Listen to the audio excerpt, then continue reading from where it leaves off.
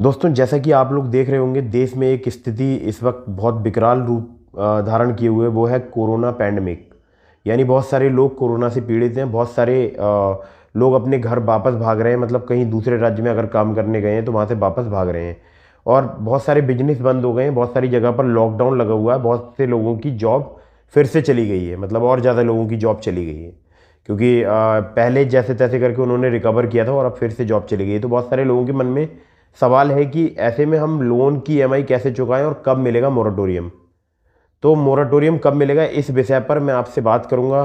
क्या मोरेटोरियम मिल सकता है या नहीं मिल सकता है, ये मैं आपको इस वीडियो में बताऊंगा, क्योंकि बहुत सारी पॉजिटिव खबर निकल कर सामने आ रही हैं। तो वीडियो स्टार्ट करते हैं छोटे से इंट्रो के साथ।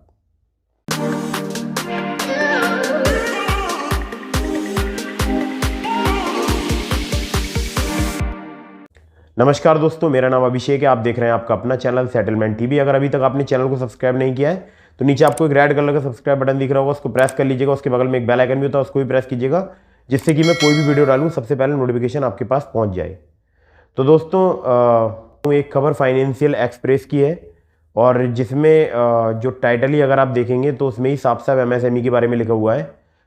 तो जो एमएसएमई है, जो माइक्रो स्मॉल और मीडियम एंटरप्राइजेज हैं, मतलब कि जो एमएसएमई जितने भी उद्योग हैं, उन सब को इस वक्त लोन मोरेटोरियम की आवश्यकता है। ठीक है, तो ये खबर है और इसका लिंक मैं आपको डिस्क्रिप्शन में प्रोवाइड करा दूंगा। ऐसे ही इस खबर में कुछ लिखा हुआ है। अगली खबर है वो है मनी कंट्रोल की, और मनी कंट्रोल की जो खबर है उसमें भी कुछ ऐसा ही लिखा हुआ है लगभग लगभग। और उसमें है कि जो एनबीएफसी हैं उन्होंने डिमांड की है आरबीआई से कि उनको लोन रिस्ट्रक्चरिंग चाहिए और साथ ही साथ लिक्विडिटी चाहिए। लिक्विडिटी मतलब पैसा, फंड। तो ये दो खबर है, इनके लिंक मैंने आपको डिस्क्रिप्शन में दे दिए हैं। आप चाहें तो इसको जाके पढ़ सकते हैं। और बहुत जल्द मुझे ऐसा लग रहा है, हालांकि कोई गारंटी नहीं है, सरकार के ऊपर डिपेंड करता है, लेकिन अगर यही स्थिति रहेगी देश में तो आगे आपको मोरेटोरियम प्रोवाइड कराया जाएगा आरबीआई के द्वारा या फाइनेंस मिनिस्ट्री के द्वारा। क्योंकि जब बहुत सारे लोगों की जॉब चली जाएगी, बेरोजगार हो जाएंगे, जब उनके पास पैसा नहीं होगा, तो बैंक को भी एक डर सताएगा कि कहीं हमारे जो लोन्स हैं वो बैड लोन्स में कन्वर्ट ना हो जाए। तो बैंक वाले खुद अप्रोच करेंगे आरबीआई के लिए कि आप कुछ दिनों के लिए कुछ ऐसा रिस्ट्रक्चरिंग प्लान या मोरेटोरियम वाला प्लान लेकर आएँ, जिससे कि बोरोवर्स को कुछ राहत मिल जाए। लेकिन स्टिल फिर भी मैं ये बात बोलता हूँ कि देखिए, अगर आपके पास पैसा है ईएमआई पे करने के लिए तो आप पे कर दीजिए, क्योंकि मोरेटोरियम बहुत महंगा पड़ता है। मोरेटोरियम में बहुत ज़्यादा ब्याज लगता है, बहुत सारी परेशानियां आती हैं। तो प्लीज़ मोरेटोरियम का यूज़ अगर आप करना चाहते हैं, अगर आपको प्रोवाइड होता है, मान लीजिए मिलता है आगे इन फ्यूचर, तब आप उस स्थिति में कीजिएगा जब आपके पास ईएमआई पे करने को पैसे ना हो। ठीक है, अदरवाइज मोरेटोरियम मत लीजिएगा, क्योंकि मोरेटोरियम में ब्याज यार ऐड होता रहता है। और जो ब्याज पे ब्याज जो माफ़ करा है सुप्रीम कोर्ट ने, वो भी कोई बहुत बड़ा अमाउंट नहीं होता है। अगर मैं बात करूं तो मतलब यार क्या ही बोलूं, अगर आप कैलकुलेशन खुद कर लेना, बहुत ही माइक्रो एक अमाउंट होता है वो, जो इंटरेस्ट और इंटरेस्ट होता है।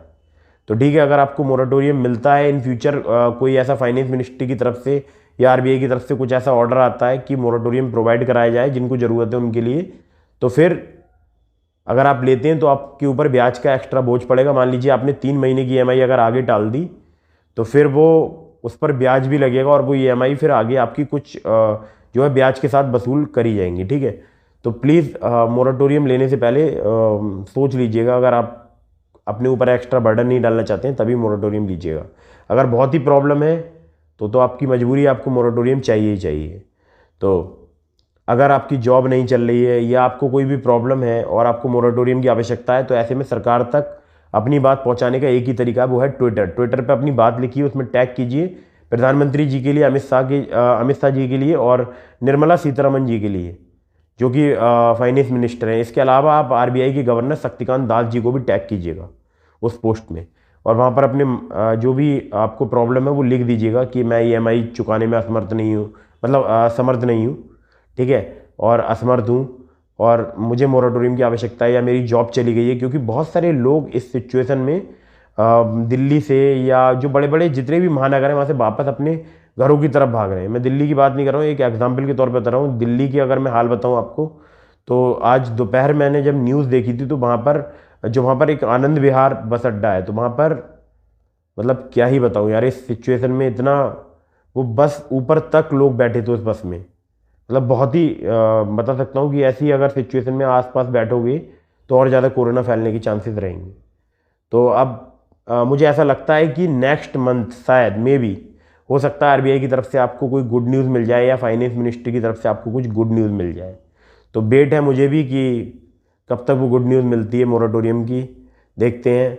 बाकी आप अपना ख्याल रखिएगा और घर से बाहर निकलें तो मास्क और सैनिटाइजर का यूज़ जरूर करें। तो दोस्तों अगर आपको वीडियो पसंद आई हो तो इसको लाइक कीजिएगा, चैनल को सब्सक्राइब करना बिल्कुल नहीं भूलिएगा। और ये मेरी इंस्टाग्राम आईडी है, यहाँ पर आप डीएम के माध्यम से अपने सवालों के जवाब मुझसे ले सकते हैं। तो मिलते हैं फिर किसी इंटरेस्टिंग वीडियो में, फिर किसी इंटरेस्टिंग टॉपिक के साथ। तब तक के लिए जय हिंद, वंदे मातरम।